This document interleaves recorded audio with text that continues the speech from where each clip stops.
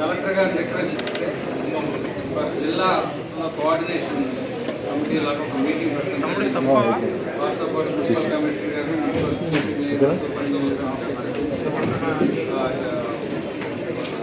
Secretary గారు, zonal coordinator గారు, DRO గారు, తర్వాత పోలీస్ ఆఫీసర్స్ కూడా పోలీస్ కమిషనర్ గారు రాలేదు. ముఖ్యంగా ఏంటంటే ఈ ఇంటర్ డిపార్ట్మెంట్ అన్ని డిపార్ట్మెంట్లకి మధ్యలో సమన్వయ లోపం జరుగుతుందని చెప్పి పనులన్నీ ప్రభుత్వం హెడ్లకి తొందరగా పనులు చేయాలని చెప్పి ఎంత ప్రయత్నం చేస్తే కూడా సమన్వయ లోపంతో పనులు చాలా మందకొడిగా నడుస్తున్నాయని ఉద్దేశంతో ఈరోజు మీటింగ్ జరిగింది. దీంతో పాటు ప్రతి నెలకి కానీ క్వాలిఫికేషన్ కానీ ఒక రివ్యూ మీటింగ్ ఈ విధంగా ఏమేమి పనులు చేద్దామని అనుకున్నాం, దానికి వచ్చే సమస్యలు ఏంటి, ఒక ఎఫెక్టివ్ రివ్యూ మీటింగ్ పెట్టే విధంగా మేము ఈరోజు దేశం తీసుకోవడం జరిగింది. ముఖ్యంగా ఏంటంటే ముఖ్యమంత్రి గారు కూడా కాన్స్టిట్యున్సీ విజన్ ప్రోగ్రామ్ అని దానికి ఒక డిపార్ట్మెంట్, దానికి ఆఫీసర్స్ని కూడా ఇచ్చారు.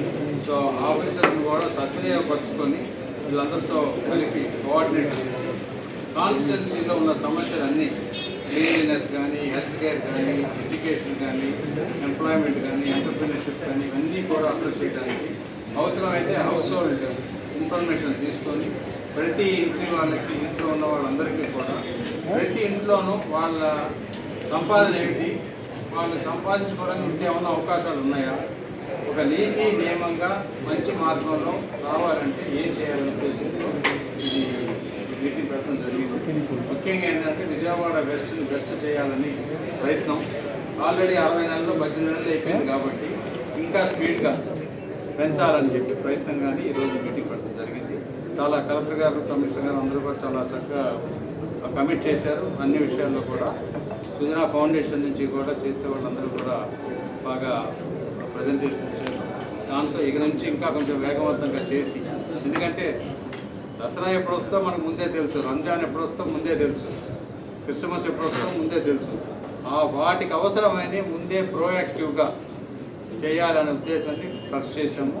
ఎందుకంటే ప్రభుత్వాలు government is permanent nature, people will come and go అనే సిద్ధాంతం ఉంది ప్రజాస్వామ్య వ్యవస్థలో. మన భారత రాజ్యాంగంలో కూడా అదే చెప్తున్నారు, ప్రాసెస్ బేస్డ్ డెసిషన్ తీసుకోవాలి.